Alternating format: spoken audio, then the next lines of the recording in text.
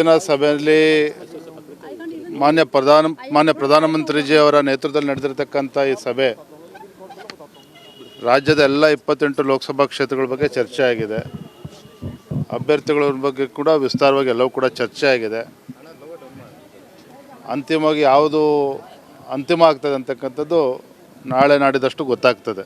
ಆದರೆ ಎಲ್ಲ ವಿಚಾರದಲ್ಲೂ ಕೂಡ ಚರ್ಚೆ ಆಗಿದೆ. ಎಲ್ಲ ಅಭ್ಯರ್ಥಿಗಳ ಬಗ್ಗೆ ಕೂಡ ಚರ್ಚೆ ಆಗಿದೆ. ಏನಣ್ಣ ಅದು ಯಾವುದೇ ಮಾಹಿತಿ ಇಲ್ಲ. ಆದರೆ ಎಲ್ಲ 28 ಕ್ಷೇತ್ರದ ಅಭ್ಯರ್ಥಿಗಳ ಬಗ್ಗೆ ಚರ್ಚೆ ಆಗಿದೆ. ಯಾರ್ಯಾರು ಅಪೇಕ್ಷಿತ ಇದ್ದಾರೆ ಅದ್ರ ಬಗ್ಗೆನೂ ಕೂಡ ಚರ್ಚೆ ಆಗಿದೆ. ಅಂತಿಮವಾಗಿ ಕೇಂದ್ರದ ವರಿಷ್ಠರು ಕೂತು ನಿರ್ಧಾರವನ್ನು ಕೈಗೊಳ್ಳುತ್ತಾರೆ. ಬಹುಶಃ ಇನ್ನು ಒಂದು 2-3 ದಿನದಲ್ಲಿ ತಮ್ಮ ನಿರ್ಧಾರವನ್ನು ಘೋಷಣೆ ಮಾಡ್ತಾರೆ. ಎಲ್ಲವೂ ಕೂಡ ಚರ್ಚೆ ಆಗಿದೆ. ಅದ್ರ ಬಗ್ಗೆ JDS ವರಿಷ್ಠರ ಜೊತೆನೂ ಕೂಡ ಚರ್ಚೆ ಮಾಡಿ ಬಹುಶಃ 2-3 ದಿನದಲ್ಲಿ ಎಲ್ಲವೂ ಕೂಡ ಒಂದು ಇತ್ಯರ್ಥ ಆಗ್ತದೆ. ಒಂದು ಸ್ಪಷ್ಟ ಸಂದೇಶ ನಮ್ಮೆಲ್ಲರೂ ಕೂಡ ಸಿಗ್ತದೆ. ಇವತ್ತೆಲ್ಲವೂ ಕೂಡ ಚರ್ಚೆ ಆಗಿದೆ.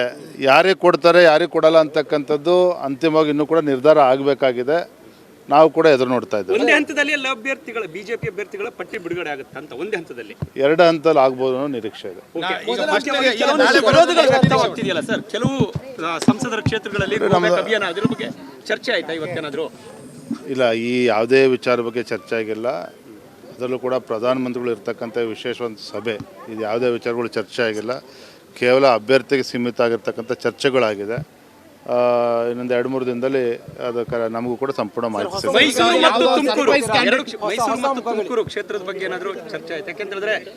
ಎಲ್ಲ 28 ಕ್ಷೇತ್ರದ ಬಗ್ಗೆ ಚರ್ಚೆ ಆಗಿದೆ. ಅಂದ್ರೆ ಮೈಸೂರು ಬಗ್ಗೆನೂ ಚರ್ಚೆ ಆಗಿದೆ, ತುಮಕೂರು ಬಗ್ಗೆನೂ ಕೂಡ ಚರ್ಚೆ ಆಗಿದೆ. ಇನ್ನು ನಿರ್ಧಾರನೇ ಆಗಿಲ್ಲ. ಹೇಗೆ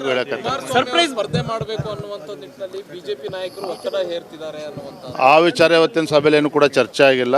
ಅಂತಿಮ ಕುಮಾರಸ್ವಾಮಿ ಅವರು ನಿರ್ಧಾರ ಮಾಡ್ತಾರೆ, JDS ಪಕ್ಷದ ವರಿಷ್ಠರು ನಿರ್ಧಾರ ಮಾಡ್ತಾರೆ. ನಮ್ಮ ಅಭ್ಯರ್ಥಿಗಳು ಯಾರು ಆಗಬೇಕು ಆಗ್ಬೋದು ಅನ್ನೋದ್ರ ಸೀಮಿತವಾಗಿ ಚರ್ಚೆ ಆಗಿದೆ. ಎಷ್ಟು ಜನ ಮಹಿಳೆಯರಿಗೆ ಈ ಬಾರಿ ಅವಕಾಶಗಳಿದೆ ಅಂತ ಸ್ಪರ್ಧೆ ಮಾಡೋದಕ್ಕೆ ಇನ್ನು ಅಂತಿಮ ನಿರ್ಧಾರನೇ ಆಗಿಲ್ಲ. ಅದು ನಿಮ್ಮ ಪ್ರಶ್ನೆಗಳಿಗೆ ಇವತ್ತು ನನ್ನ ಹತ್ರ ಉತ್ತರ ಇಲ್ಲ. ಒಂದು 2-3 ದಿನದಲ್ಲಿ ಅದು ಕೂಡ ಉತ್ತರ ಸಿಗುತ್ತೆ.